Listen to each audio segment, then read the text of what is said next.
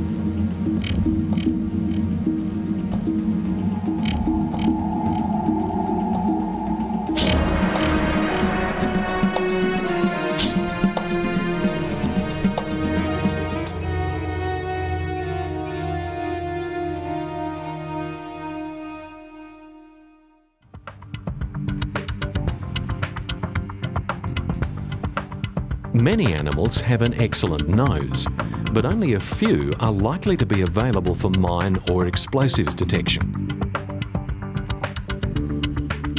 The difficulties are to find training tricks that will first focus the nose on the problem, which is to search out landmines, and second, direct the nose so that it works reliably and efficiently. Achieving these outcomes requires a training concept and a deployment or operations concept. The best known animal detector is the dog, but the potential of other animals, including rats and even bees, is also being explored. Here we will look at some of the ways in which dogs and rats are used to search for landmines.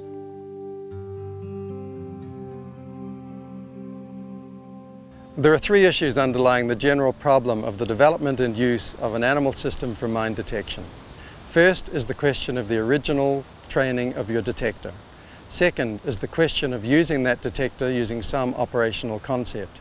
And third is the question of maintaining that detector so that it's working efficiently. Any operational use system will be adjusted to suit the local context, and there's no one best system. There are a series of general issues about which decisions were made when the operations system was designed. The type of lead used gives varying amounts of physical control over the dog: short lead, long lead, or no lead. With short lead, the handler can direct the dog's nose very precisely, ensuring that every square centimetre of the ground is covered. On long lead, the dog might work in a highly structured way, as this dog in Bosnia is doing, or it might work a relatively unstructured search pattern, like this dog from South Africa.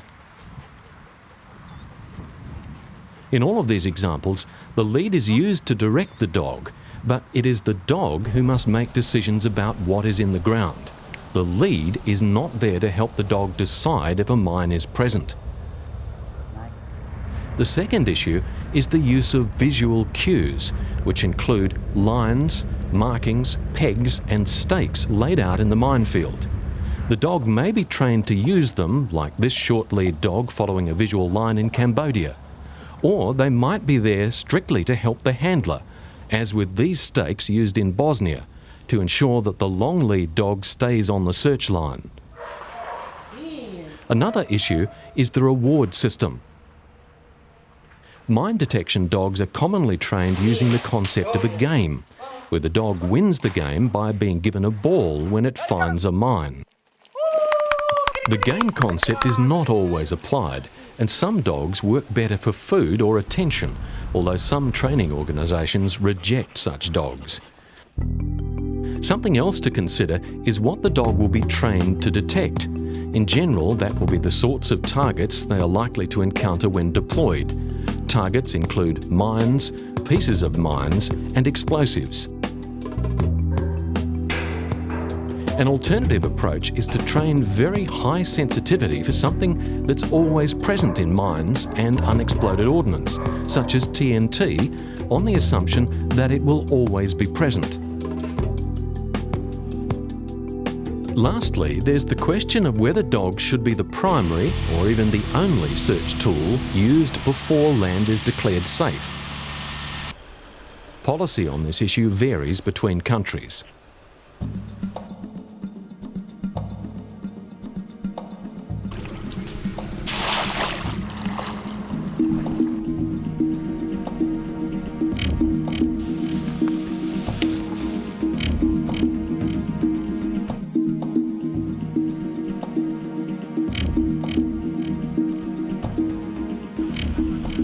The operational search system used by the Cambodian Mine Action Centre is strictly short lead using food rewards.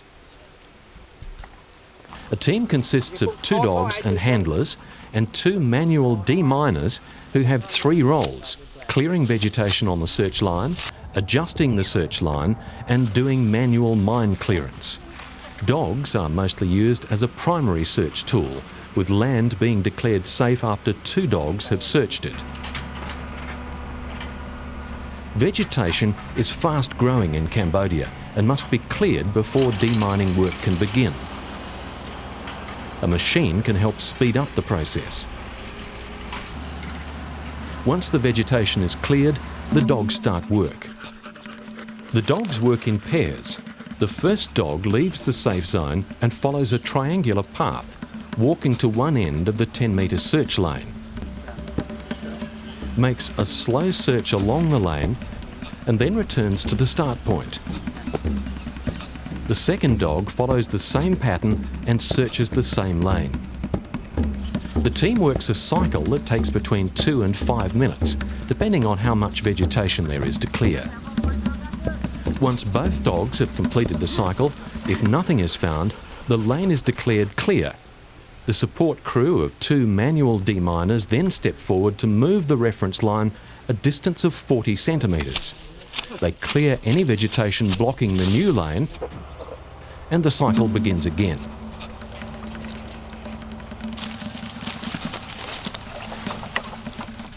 The team works approximately 40 minutes on and 20 minutes off. The dogs are given daily maintenance training to remind them of the smell of explosive, giving handlers the opportunity to reward them for finding targets in the minefield.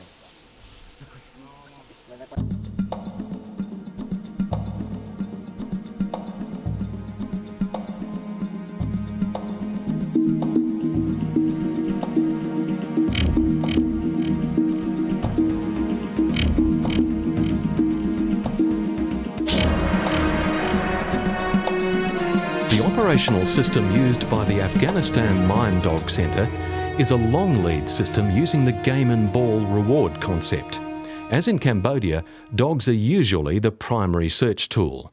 They're also used widely to support surveys and for quality assurance, and occasionally support other demining systems such as machines. Dogs always work across the wind, and handlers determine the search direction from the wind direction. All decisions are made in close consultation with a supervisor who works closely with the dog and handler at all times. The minefield is marked out with red rocks, which provide the baseline for the dogs. The dog searches outwards from the baseline to a distance of 8 metres and also searches on the return. It may search the same line several times before the handler and supervisor are satisfied.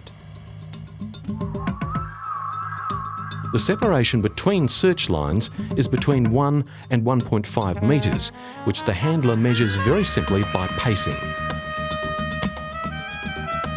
The dog works continuously for up to 25 metres along the baseline or until it finds a mine. At that point, the dog is usually withdrawn and a second dog is brought in to search the same area and to confirm the find. Once the second dog has confirmed the mine, the dogs are moved to another part of the minefield and a manual clearance team takes over. There's no structured work period, although one dog rarely works for more than 15 minutes without a break.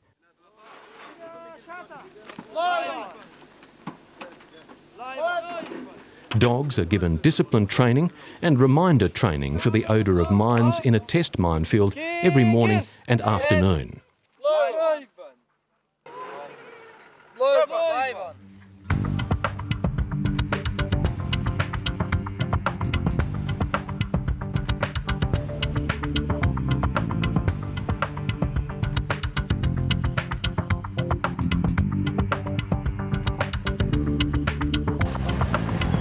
The operational system used by Norwegian People's Aid in Bosnia-Herzegovina involves both long-lead and short-lead dogs.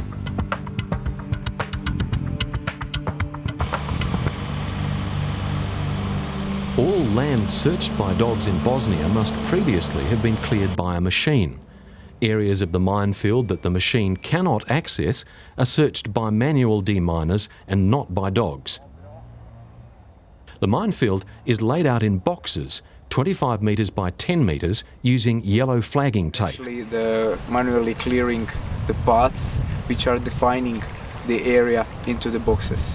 In that boxes, later we use the dogs on the two systems. The first systems mostly used as a first search is the so-called long leash, where handler always all the time stays on the safe ground, and after that we use the second system, so-called short leash, what is mostly used as a final search, and that's a system where handler follows dogs closely through the area what is already searched. In our experiences, the most effective use of dogs in that on the short leash, what is not always productive. Yeah.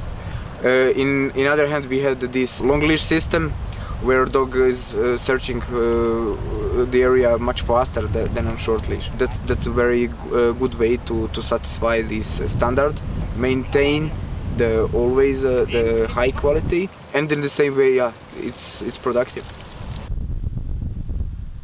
In order to avoid rewarding false indications, rewards are not given in the minefield unless the handler can see what is being indicated. When the dog finds a target object, it will alert the handler by sitting. Then the handler will move along in the safe lines outside the box to put an orientation picket down, so we know exactly where the dog had indication, and the handler will then call the dog back. He will here, at this case, never reward the dog, except when he knows and can see and positively verify that it is a UXO or a mine. The long lead system is similar to the one used in Afghanistan, in that the handler works from a marked baseline and the dog searches across the box in a series of lines. But there are also many differences. The lines are more closely spaced than in Afghanistan, and the dog stays precisely on the line. The dog always turns to the left at the end of the search line and is trained not to search on the return.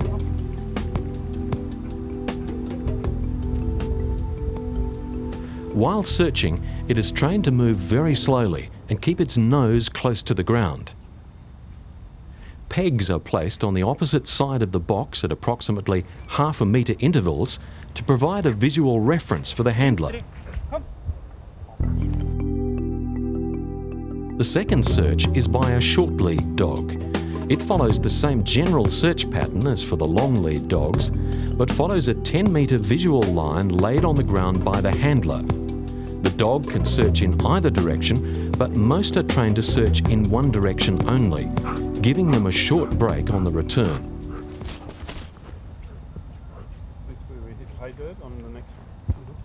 The handler moves the line approximately half a metre before beginning a new line. For both long and short lead deployments, the dog and handler work 1 hour on, 1 hour off. Additional short rests may be taken during the working hour. Long lead dogs search about 25% faster than short lead dogs.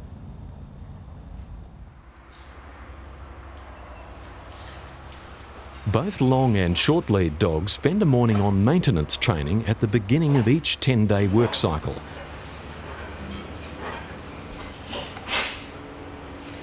And also spend a few minutes warming up in a test field before starting work each day.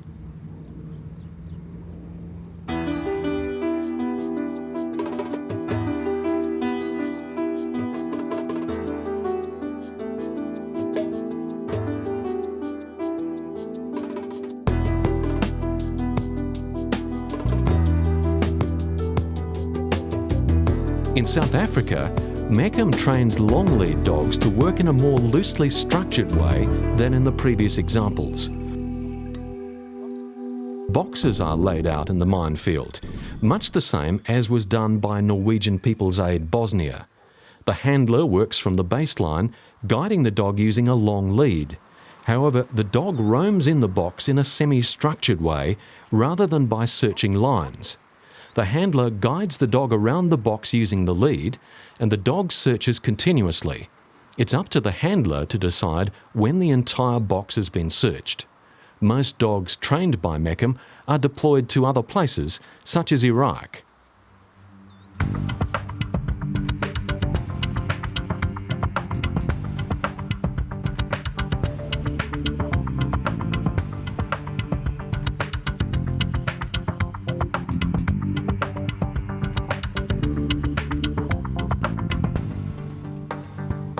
In Tanzania, a whole new detection system is being developed. The Belgium organisation Apopo is testing the possibility of using African pouched rats as a field search tool, as well as for other applications such as filter testing. The two applications we are working on is direct field search, whereby the rat looks for the position of the buried landmine, and the other one is REST, whereby the rat evaluates vapor samples from the suspected minefields. The current field search concept involves attaching the rats by a leash to the axle of an apparatus which is then rolled slowly across the minefield. The rat works back and forth between the wheels, searching a width of about ½ a metre. Rats normally are supposed to scratch on top of the soil where they have the highest concentration of smell. Now, some rats develop this biting behavior and will rather prefer to bite in the soil than to scratch. The rat gives a positive indication by scratching or sniffing at one location for a few seconds. The click sound signals "time's up, good job," and the rat is then rewarded with food. One rat works for about 40 minutes at a time, during which it can search 100 square metres. We have a consistent detection rate of some 80% average. However, there's individual variations between rats and also between days. For instance, rats which work longer, are more experienced, will become more consistent in their overall success score. Initially, Africa was a focal point. That's why we're also based in Africa, so there are many landmine problems here in Africa, but I think the technology could as well be used in other parts of the world. For the free-running rats, I see them being complementary with the dogs for certain specific tasks, where, for instance, a dog can have a more difficult access, or, for instance, as a double check in high-density areas.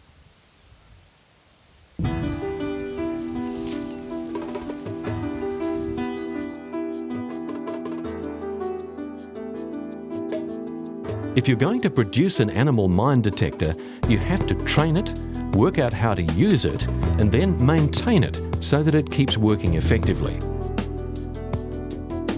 The original training of the young animal will include early socialisation and sensitisation to target substances.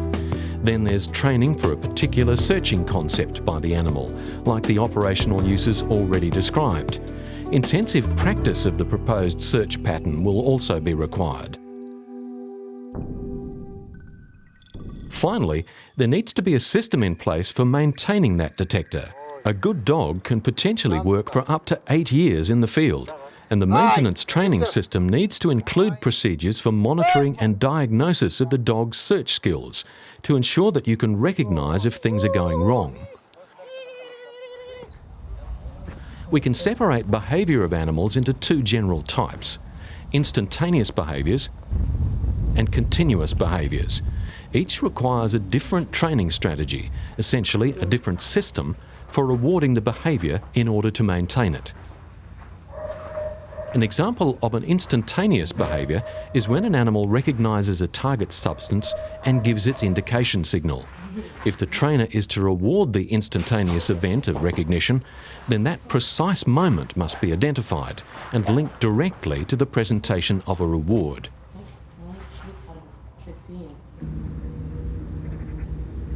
Searching is an example of a continuous behaviour because it is something that the animal does for an extended period of time. A behaviour that occurs continuously in time is easily seen and easily rewarded, but it's more difficult to know when such a behaviour should be rewarded. For both of these kinds of behaviour, instantaneous and continuous, the appearance of rewards should always be unpredictable for the animal. Unpredictable basically means that the animal does not know when the next reward will appear. Animals will work hard for a reward that appears reliably or predictably, but they'll work even harder for a reward that appears unreliably or unpredictably. For the reward to be unpredictable means that the reward appears on only some occurrences of the behaviour. For example, the reward might appear every third time the behaviour is seen, or even more unpredictably, it might appear for random occurrences of the behaviour. When it comes to a continuously occurring behaviour, the trainer must decide when to give the reward. Essentially, the animal gives the behaviour continuously because it has learned that the reward can appear any time, even if it is only occasionally.